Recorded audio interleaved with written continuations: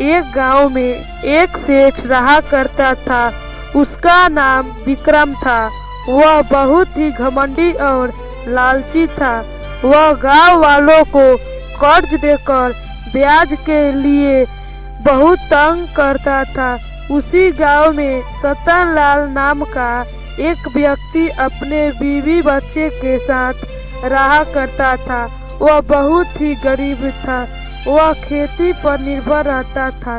एक दिन वह विक्रम सेठ के पास आकर बोला, सेठ जी, मुझे कुछ पैसों की जरूरत है। मुझे अपने खेतों में बोने के लिए बीज खरीदना है।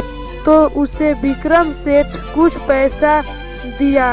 अगले ही साल विक्रम सेठ सतन लाल के घर पहुंचा और उससे कहा, क्यों रे सतन लाल, पूरे 1 साल हो गया, कर्ज कब चुकाओगे? तो सतन लाल ने कहा, साहब, इस साल फसल हाथ में नहीं आया, अगली बार चुका दूंगा। तो विक्रम सेठ ने बोला, क्यों रे सतन लाल, मैं बेवकूफ हूँ क्या? तू बोला और मैं मान लूं।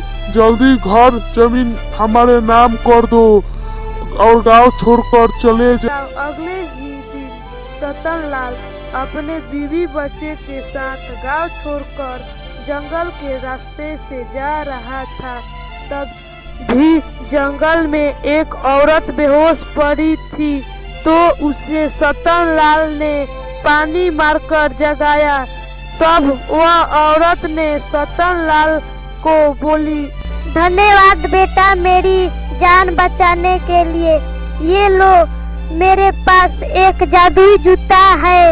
इसे जो मांगोगे वो ये सब देगा, लेकिन इसे स्वार्थ के लिए उपयोग मत करना, बहुत ही घातक हो सकता है। उसके बाद वह औरत कहकर ये सब गायब हो गई। तो सतन लाल ने जादुई जूता से कहा, जादुई जूता, जादुई जूता, मुझे पैसों की जरूरत है, मुझे पैसा चाहिए। तो जादुई जूता ने बहुत सारे पैसा दिया। उन पैसों को लेकर सेठ के पास जाकर दिया और अपना घर और जमीन का कागज लेकर आया।